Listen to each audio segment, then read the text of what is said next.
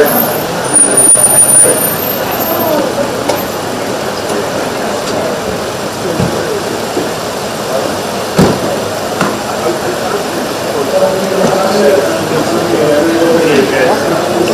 set up. Hey there. Well set up. How are you? All good, and you? Good. Wonderful lady.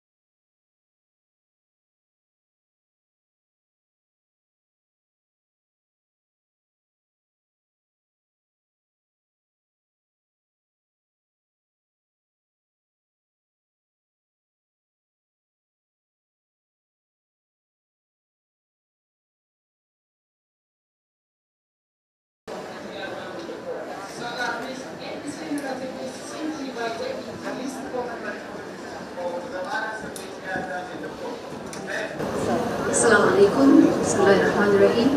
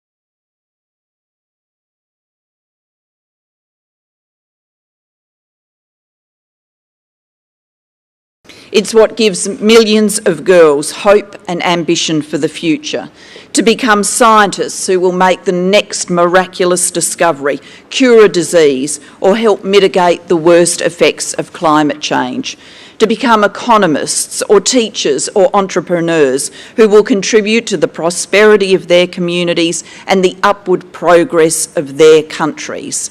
That is education's promise and GPE's commitment to the world's children. GPE has come so far in our nearly 2 decades of work. Today, we've taken another leap forward. Together, we will get the job done for children like Carolina and so many millions more. And now, of course, the moment you've been waiting for all day, and let me record for you now what we have jointly achieved at this summit. Today, we have heard record-breaking commitments of international, domestic and private funding for education. By bringing all of these commitments together, the Global Education Summit, under the leadership of the UK and Kenya, has provided the single largest boost to children's learning in the world's lowest income countries. As of this moment, 18 heads of state have endorsed a global call to action on domestic financing to education, the Kenyatta Declaration. Together, the countries endorsing this statement are committing up to $192 billion in domestic spending on education for the next 5 years.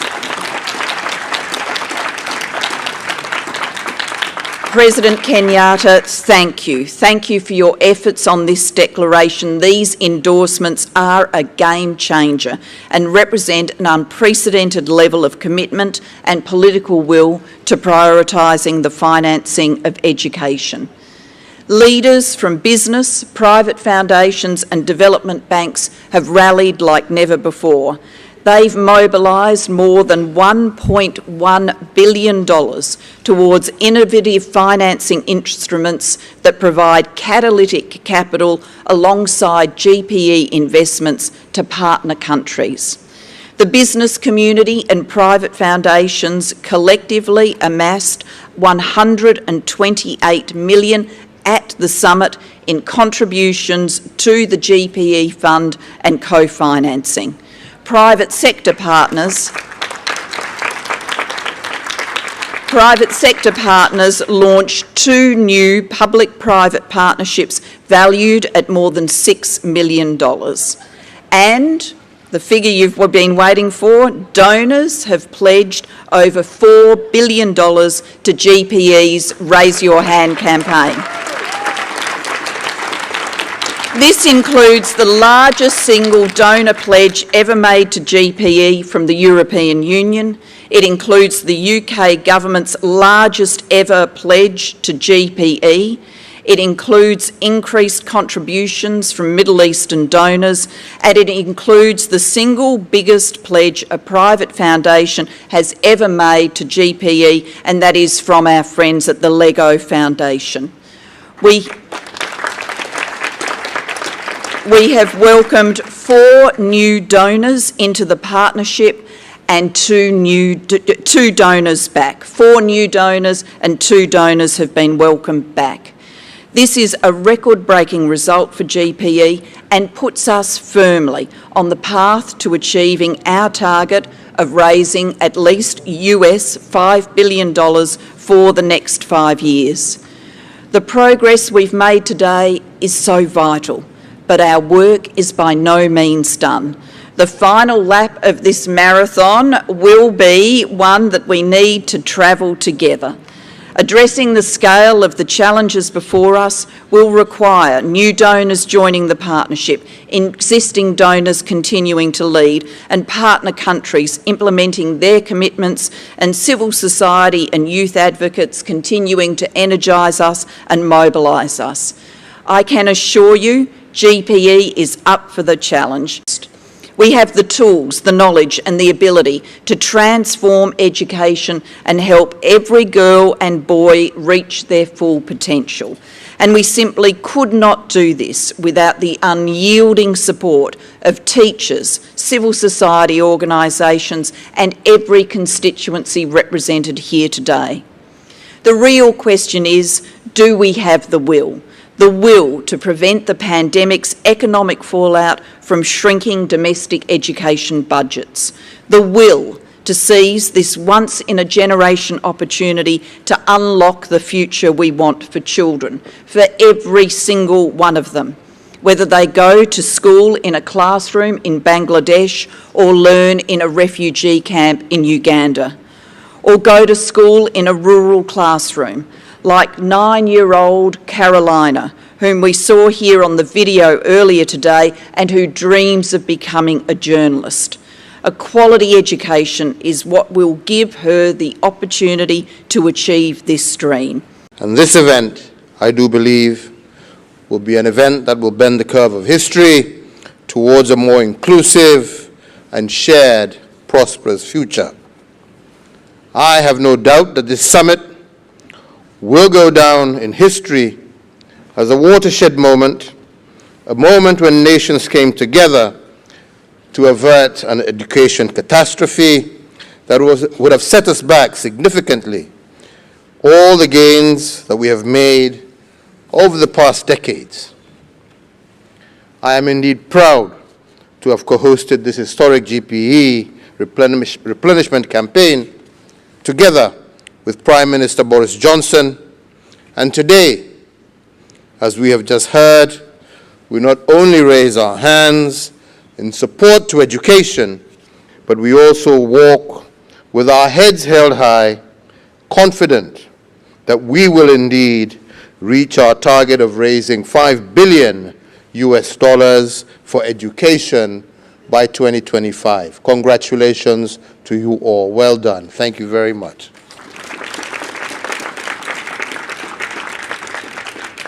These resources will provide catalytic support to get more than 175 million boys and girls in school.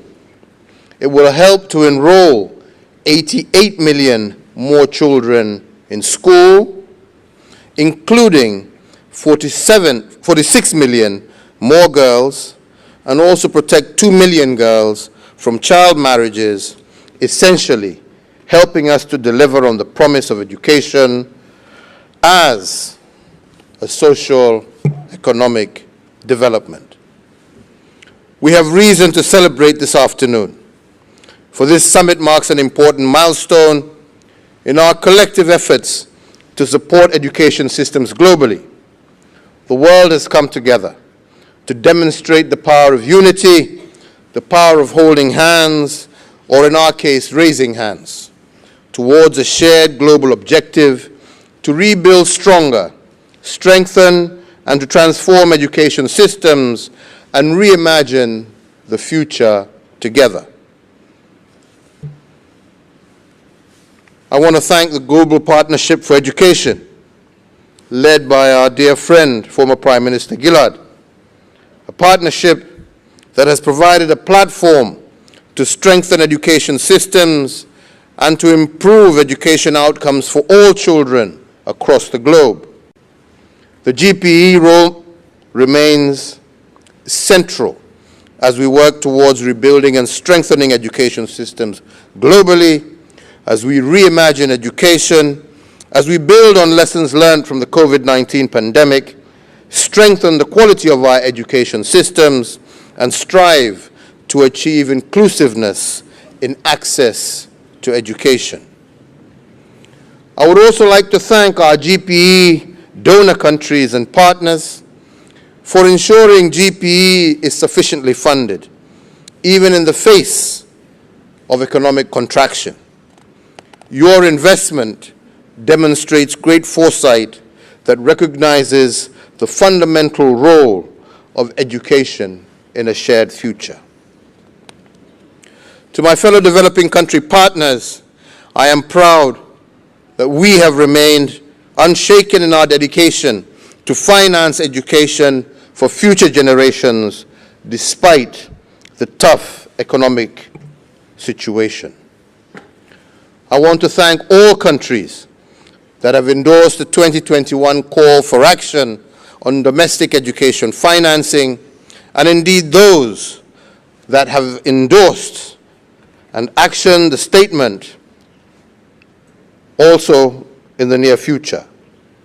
These endorsements are a critical step towards being the masters of our own destiny, driving the change that we want to see for our respective countries. Let us keep investing in education through increased domestic resource allocation, and let us continue to enact policies that support the education sector and strive to adopt digital learning technologies in our schools.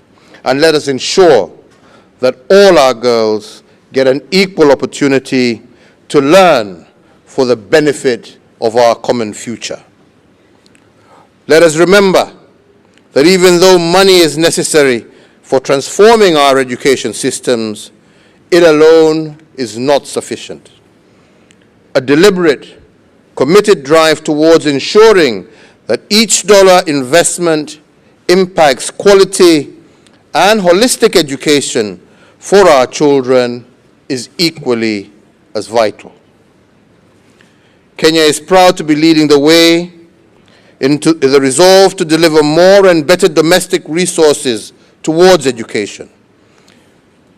Kenya, and as we have heard, 18 other countries have already endorsed the 2021 call to action on domestic financing and actioned its recommendation by dedicating 26% of our national budgets to the education sector.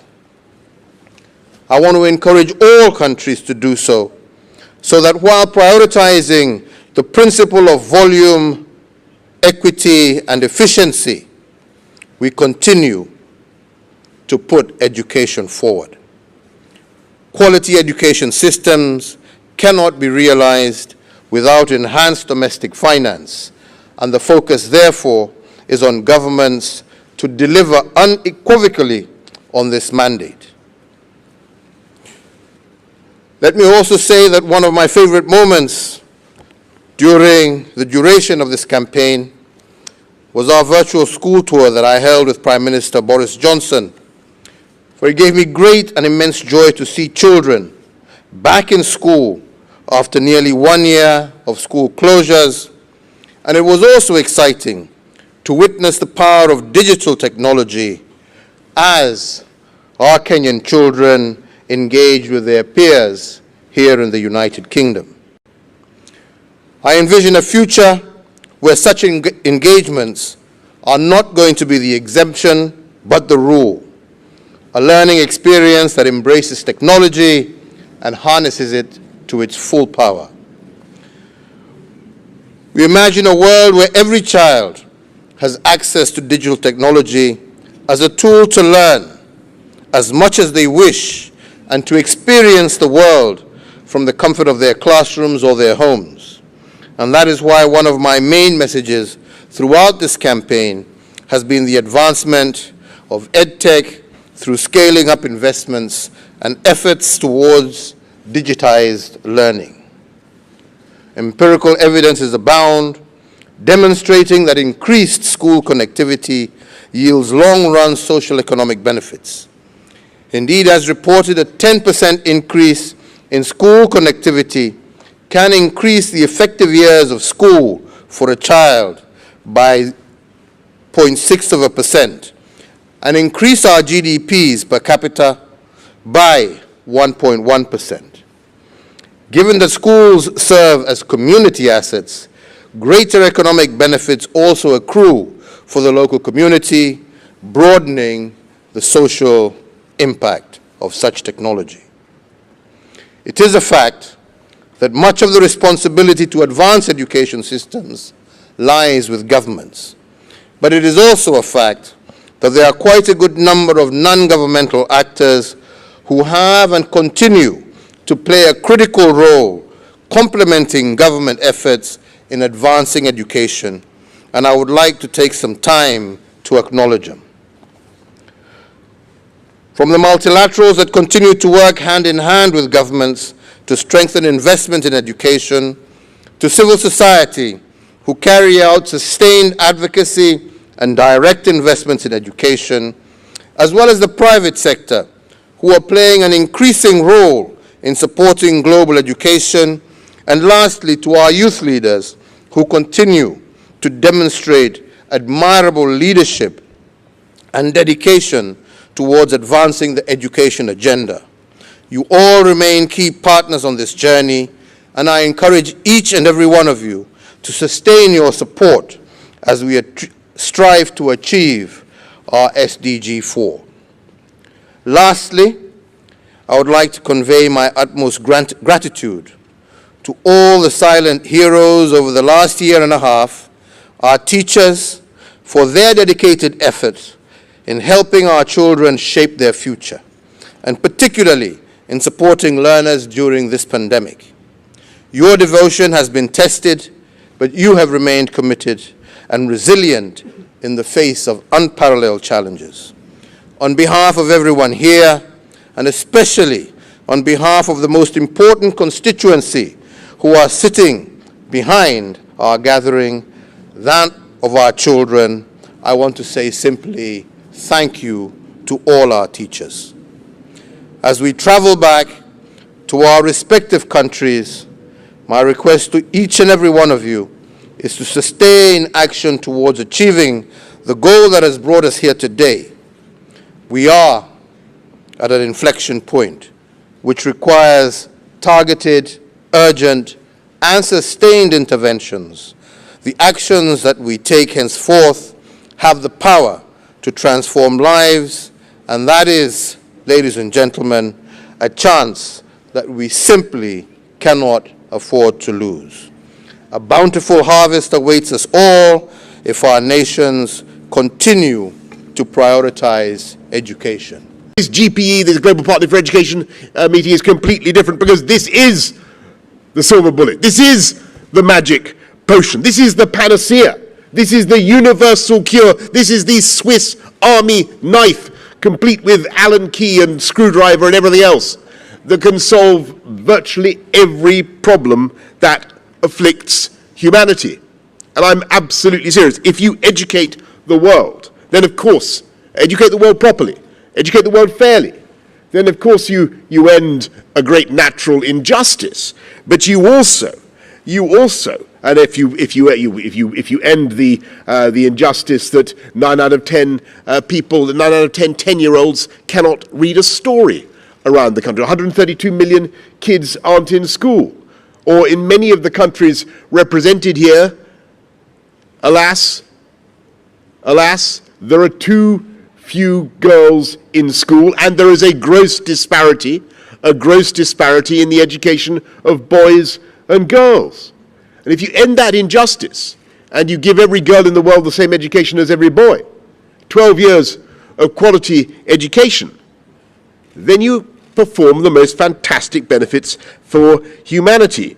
You lift life expectancy, you lift per capita GDP, you deal with infant mortality, and if you educate people properly in the way that they deserve, then of course you end, or you help to end, all kinds of ignorance and prejudice. And you end also, by educating people, you help to end all the things that ignorance and prejudice helps to create. So you deal with terrorism and with war and extremism, and you help people to tackle climate change. And so I'm immensely proud of the achievements of this GPE summit. And the people we really need to thank and the people we really need to think about are the teachers across the world. The teachers across the world who make an or everybody in this room will probably have somebody that you can think of was the teacher who made a difference to your life, who encouraged you, who gave you confidence. Can you think of one, Julia? Mr. Crow, there you go. Well, Julia would not be here without Mr. Crow. Let's hear it from Mr. Crow. Uhuru, I seem to remember. Do you remember when we did that lesson with your pupils in Nairobi? What was the name of Mrs. Simpson, Mrs. Roos, and she taught you mathematics. That's right. Well, Uhuru would not be the brilliant president of Kenya without Mrs. Roos, who taught him mathematics. I owe a lot to all my teachers, but I think in particular of a guy called Mr. Fox when I was about 10 years old. And he took me into the library, and I don't know whether he thought I was in need of remedial help or whether he thought I had potential. It was never clear to me, but he said, I want you to read these books. And it made a fantastic difference and a lasting difference to my life. So I just want to say that the best thing about this summit here today is that we are supporting with huge injections of cash those amazing people across the world who are inspiring young people to think that they can